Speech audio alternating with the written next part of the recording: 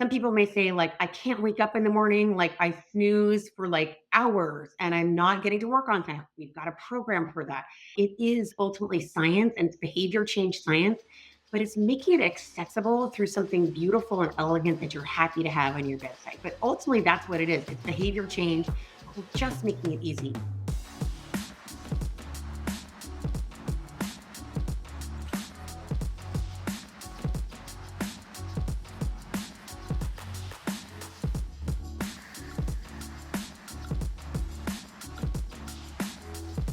Welcome back to the Fitt Insider Podcast. I'm your host, Joe Veneri. Today I'm joined by Ann Crady Weiss, co-founder and CEO of Hatch. In this episode, we talk about building $1 billion sleep wellness company. Ann explains Hatch's evolution from a beloved baby product to developing sleep solutions for adults. Plus, we discuss plans for more personalized products, selling sleep as a service, and scaling a profitable business. Let's get into it. Today's episode is brought to you by EGYM. EGYM provides fitness and health facilities with smart workout solutions built on its ecosystem of hardware, software, and partners. But it's more than cool tech. Their connected training experience delivers business results while helping members reach their wellness goals. If you run a gym, health club, YMCA, or any kind of fitness facility, you should check them out. Visit egym.com to learn more. Hi, Ann. Welcome to Fitt Insider. Thanks for joining us. Thanks for having me. Can you introduce yourself and tell us about Hatch? Happy to. So I'm Ann. I'm one of the founders and the CEO of Hatch. Hatch is actually my second venture-backed company. And Hatch is a wellness company, and we're a wellness company focused on sleep. And our unique insight, which is a fairly, like, I think everyone in America and the world probably realizes this, but the insight that we build around is that we live in a world where people are on 24/7. Our minds are always on, and our phones are beeping, and our watches are buzzing, and even our refrigerators are talking to us. So it's really hard to put that away at night and to actually allow yourself to get rest. And that's who we want to be at Hatch. We want to be your ally in rest. And when you think of whether it's, if someone's not familiar, the product offering, the experience, how people engage with the products, what does that look like, user experience, and what does that give them in return? Yeah. So we help people get good sleep and we help everyone in the family get good sleep. We actually started originally as Hatch Baby, and the product you see behind me here, if you are on video, is called Rest. And that is in um, almost 4 million, or maybe a little more than 4 million homes of babies and young kids. It is the fourth most registered product on Amazon Baby Registry. It is like, if you know someone with a little kid, they have a Rest. They usually call it a Hatch, which I'm happy to have them call it Hatch. Anyway, that's how we started. And what it is, it's a sound machine, nightlight, and time to rise bedside device that helps really train babies and kids when it's time to sleep and when it's okay to get out of their bedrooms. And that's how we started. And we, since 2020, we went into adult, and this is Restore. And it is also a bedside device. It's a connected bedside device with an optional subscription. And it also helps you get good sleep. It helps you unwind at night with a piece of Hatch content that is designed to help you with the sleep outcome that you are looking for. Stop doom scrolling, ease your racing mind. And it also has a sunrise alarm clock in the morning with similar content that helps you get out of bed feeling refreshed and not waking up to a blaring, jarring alarm. Yeah, you've already said a couple of things that I think listeners will resonate with, trying to disconnect from whatever device or screen that they have, feeling overwhelmed and burnout obviously is, a huge talking point. And then just kind of like sleep technology with whether that's wearables or mattresses or device, like all these different things. I'd be interested to hear, like, how did you arrive at, obviously we want to tackle this problem, a big problem of sleep, but this particular form factor and device and content, how all that came together. So we believe that anything connected to the phone is not going to work for sleep. Like, we need to be able to put down our devices to get sleep. So for us, making a piece of hardware was really essential in order to be the ally and rest that we want to be for folks. So it really creating a phone-free experience that actually gets at the heart of the problem was really important to us. The heart of the problem, the reason that, and the data shows we are not getting as much sleep as we did 10 years ago and as we did 20 years ago as a nation and as a world.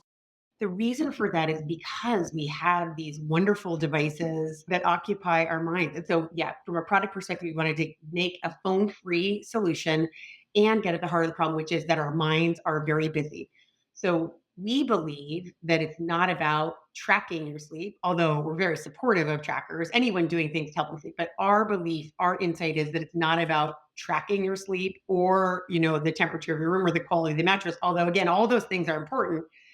We want to get at the heart of like helping you mentally to detach from the craziness of your day and to allow your body to do what your body wants to do, right? Your body wants to sleep. Sleep is not a job, right? It's something natural that happens when our minds are in the right place. Other than in, there are certainly some circumstances and some situations where there are truly, but there are very, very small percentage of people who actually have a diagnosable sleep issue. Mostly what's getting in Americans' way is our stress and our minds are just overfull when we try to turn them off. And this, starting with babies and children and then evolving, was the thought to, always be this kind of sleep ally, and the younger children was the wedge into that market, or did it start there and that success then led you to, evolve the product? So and this is always such a great question. I'll give you the real answer. The real answer, which is absolutely not probably what our communications people like would love a perfect story, but the reality is an entrepreneur, like the path to success is never a straight line. You're trying things, you're failing, you're succeeding, and hopefully it generally trends up and to the right. For us, the path that we followed was we knew we had a massive hit with our first product for babies and kids. Like it, no question about it, it's the product that everyone buys for these littles. And we then had a decision to make. Originally, we were going to create a whole bunch of things for that same category of kid. And that's my first company was in the same mom and kid space. But then I said to myself, like, my kids are a little older. Like, what's personally more resonant to me? Like creating more things for babies or like actually doubling down on this wonderful thing that we've created to help babies get good sleep? Why not make the company vertically focused around sleep? It's way more interesting to me in my particular stage of life, sleep.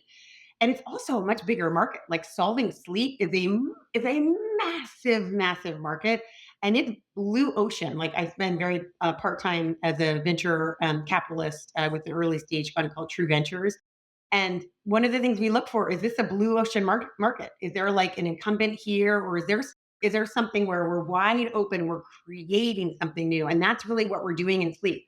We are creating a way to help people get good sleep, and it doesn't exist other than on via apps on phones today, and that's never going to work. It's really interesting to hear you talk about it, because it's almost like, did we have a baby product or a product for babies, then we could then go kind of wide and create other products? Or it's like, do we have a sleep product that then appeals to everybody at all various life stages? And I've never personally met somebody who says like, oh yeah, I'm super well rested and I sleep great every night, and like I don't need something to get better sleep. Totally. It's a massive market. Like the company that teaches people how to get good sleep and helps create a habit around that is going to be a multi-billion dollar company. And it's, I believe, going to be us. It's a huge problem, right? As a society, man, I think, yeah, anyway, we can get into that later. Yeah, no, I mean, let's double click on that. Like the sleep problem, it's only getting worse in terms of when you look at for a period of time, we were very much pulled in the direction of like hustle culture, and pulling all nighters and all those things was a badge of honor. It's shifted slightly, I'd say, to have this awareness among individuals that like, no, sleep is actually a pillar of good health. It's a pillar of, good metabolic health, and you need it to prevent chronic diseases and aging and all these sorts of things, right? But there's still, even though people are aware of it, it's very hard. There's no off switch. So like, how do you create that good habit, and like, what does that actually look like at scale for the majority of people?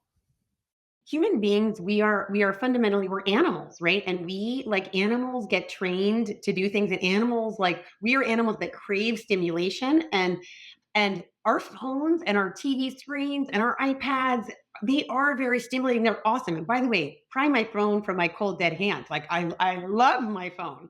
Um, but we also need an easy way, as the animal humans that we are, we need an easy way to create better habits. And to me, the best way to create a new habit is through, like, again, something not on the phone. If you're trying to break a phone or screen habit, it can't be on the phone. And something that's beautiful that you're proud to have in your room, I think are two really important elements. And that's what we create. We create beautiful products that help people, and people use them every day. Like the engagement on our experience is an everyday, people sleep every day. And so luckily they use us every day.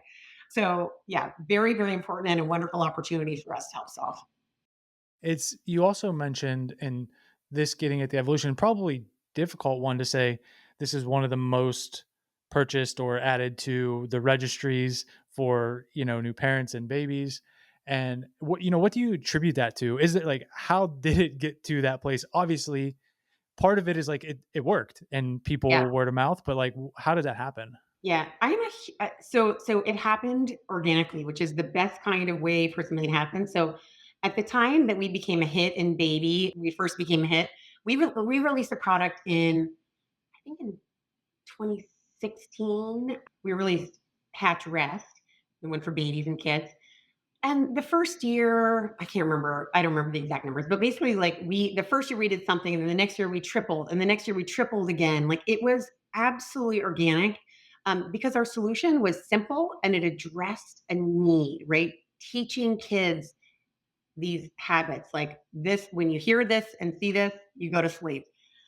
When you hear this and or see this, like, you can get out of bed. And people used it from the little itty bitty baby newborns all the way through. I mean, the engagement continues on into 8, 9, 10 years old. That's how we created something that people loved, and it grew organically. We didn't have money to spend. We didn't have, like, we had raised some money, but when you're in the baby market, it's not a market where venture capitalists are like, oh my God, let me preempt this round and give you like $20 million to do more with. We had to earn that along the way. And it was a blessing for us because we got people to evangelize first. We didn't have marketing dollars to spend. Yeah, I am my wife and I are expecting our first kid in about a month actually. And one So of the exciting. yeah, one of the first things that a friend, I think it was the hatch wasn't initially maybe even on the registry and they were just said, "We're buying you one and you need to have one." So I would imagine that's how it happens. Soon enough I'll be another case study. I love Um it. By the way, what are you having? Do you know what you're having? Boy or girl? boy. Wonderful. Well, that is so exciting. And I have a piece of advice in advance: get as much help as you can at nighttime because it's hard. It's amazing, but it's hard. Yeah, we will be locked in like I said pretty soon here. So yeah, excited for the reinforcements with the hatch for sure. Thinking about that, and obviously with adults, we've kind of talked about this evolution.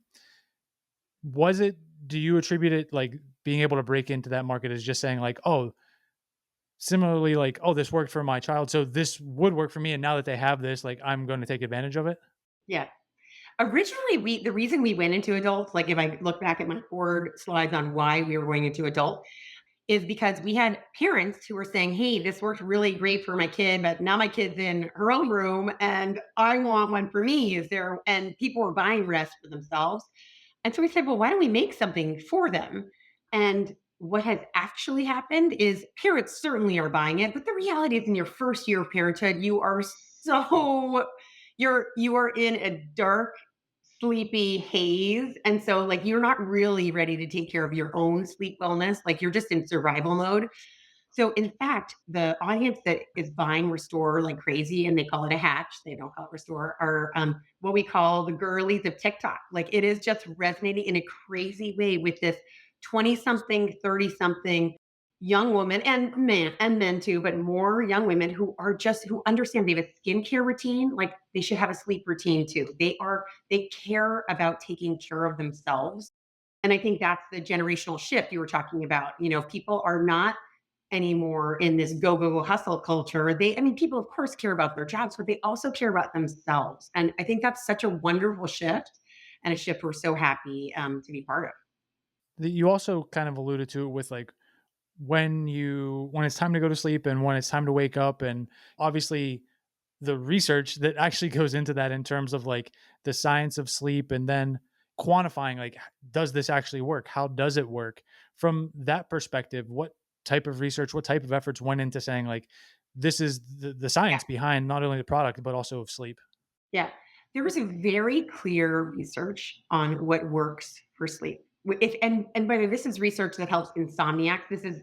But it's very clear. It's called CBTI, cognitive behavioral therapy for insomnia.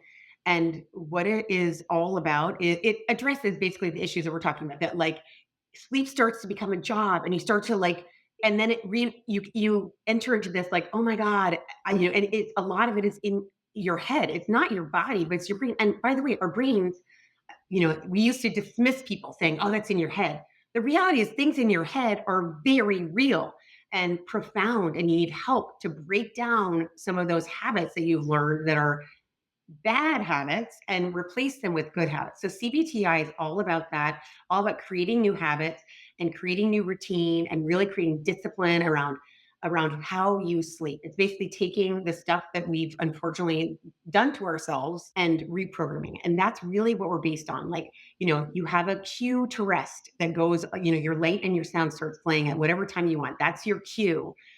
When you come to bed, you can do your reading, your scrolling, whatever you want to do. When you're ready, you push the top and it will give you, by the way, some people choose to push the top and it gives them a countdown and they do their scrolling as like their, music plays. And then when the 30-minute timer, whatever it's totally configurable, whatever you set up as, okay, now and that is what we do. We make a beautiful, easy way to practice a lot of the principles underlying CBTI, which is a prescription. You can get a prescription for it and go to but that's kind of, that's wonderful. And we're so glad those people exist, but that's not what every person wants to do. People want an easy, beautiful experience without having to go to a therapist about it. And that's what we do.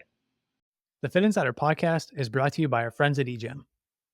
This is an exciting partnership for us, and not just because EGYM makes some of the most innovative fitness products out there, but because the entire EGYM team, led by their CEO Philip, is committed to making health, fitness, and well-being more accessible for everyone. And that's a mission we can get behind.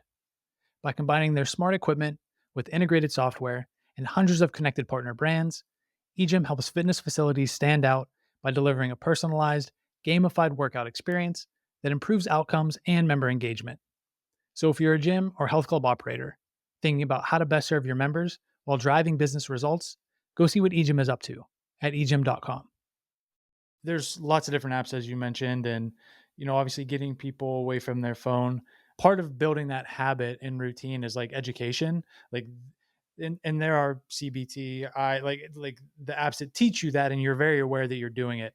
In this case, it's based on that, but you're not necessarily hitting people over the head with it. What is that balance, and is there almost like a science to that piece of it too? That is exactly right. So generally speaking, human animals, we do easy, comfortable things. We certainly can set goals for ourselves too. And but the best way to achieve a goal is to make it as easy and as bite-sized for yourself as possible. And that's what we try to do. We don't need to hit you over the head with like, you're doing behavior change right now. Like, no one wants that. People want to solve their individual sleep needs, right? Someone may come on and say, like, hey, I have a doom scrolling problem. Like, I'm staying up way too late and I need a solution for that. Well, we have a sleep persona that where we give you a routine that helps to solve that problem. You got to work on that. Some people may say, like, I can't wake up in the morning, like I snooze for like hours and I'm not getting to work on time. We've got a program for that.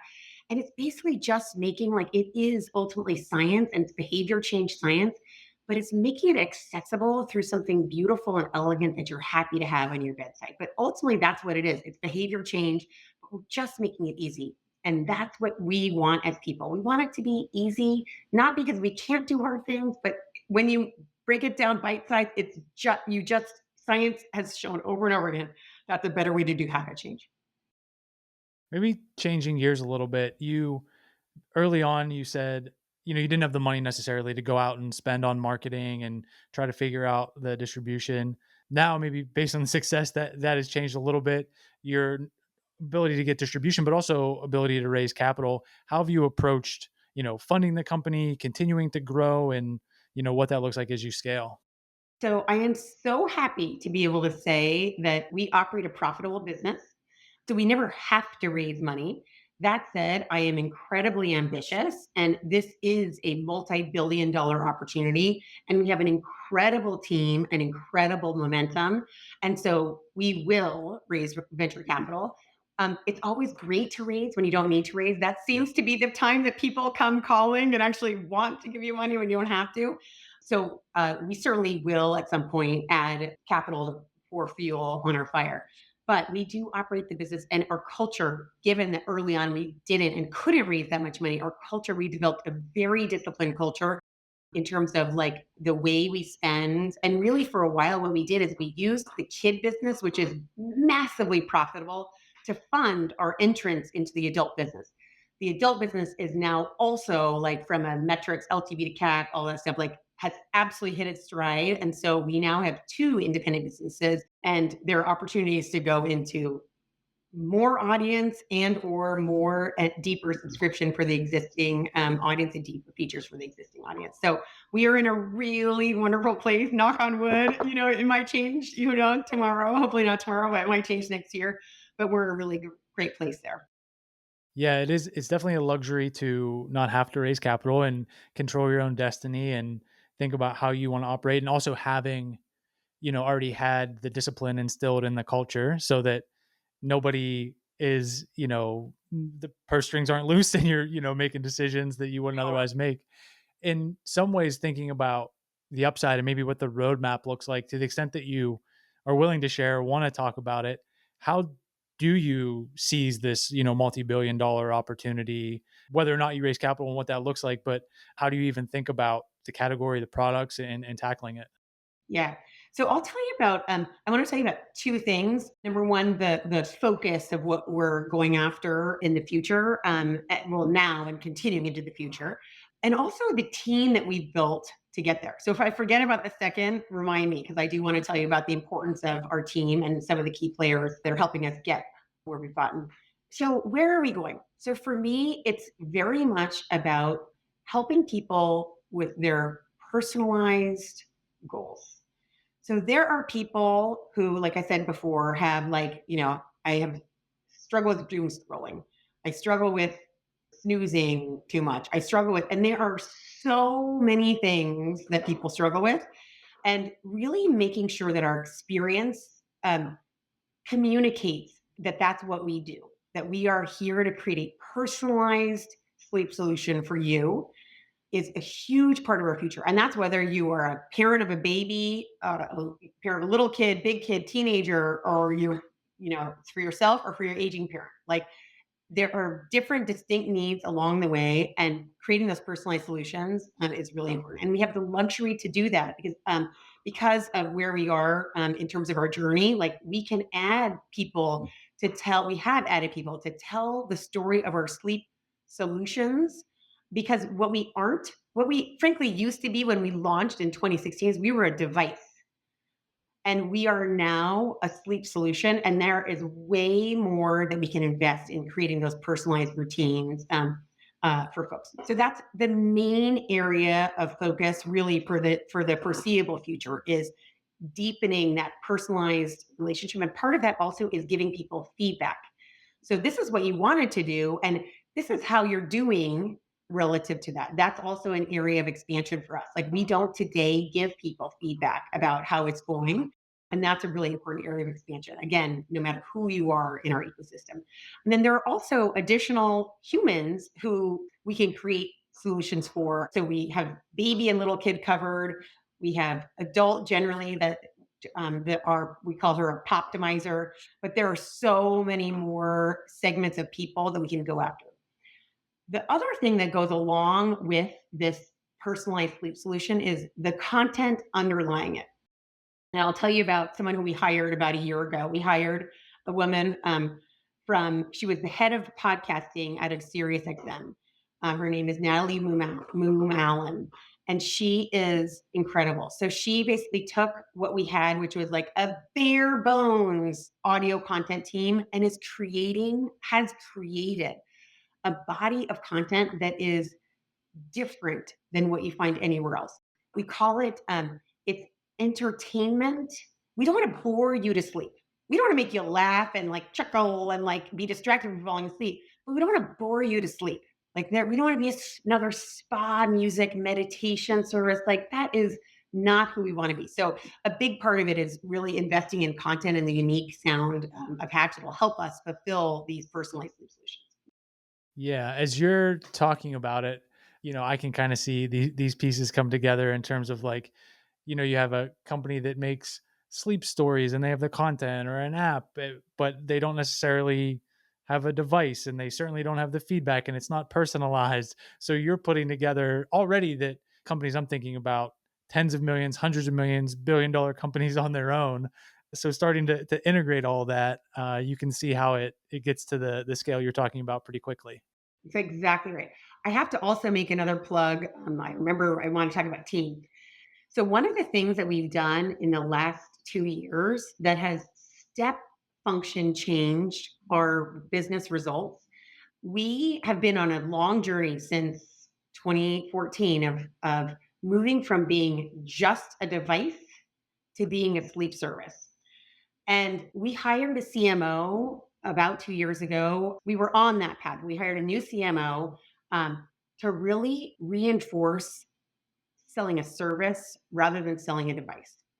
And a big part of that, a mandate for me when we were hiring someone is I wanted to make sure that we spoke to people in culturally relevant ways. Like when you can do marketing where other people share that marketing on your behalf, like you won. Like that's amazing. It means you're putting out quality stuff that people are proud to connect to.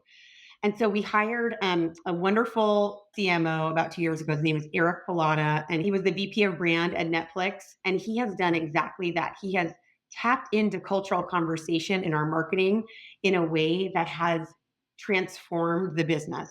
Like we're talking to people in a way they can hear us. We're talking, we had a lavender haze ad, to Taylor Swift that was just incredible, and we backed it up like on the device itself. We Last fall we did a Gilmore Girls content. It's fun, relevant, pulling on heartstrings or laughter or current events, and it's been really wonderful for the business. And that team is just humming.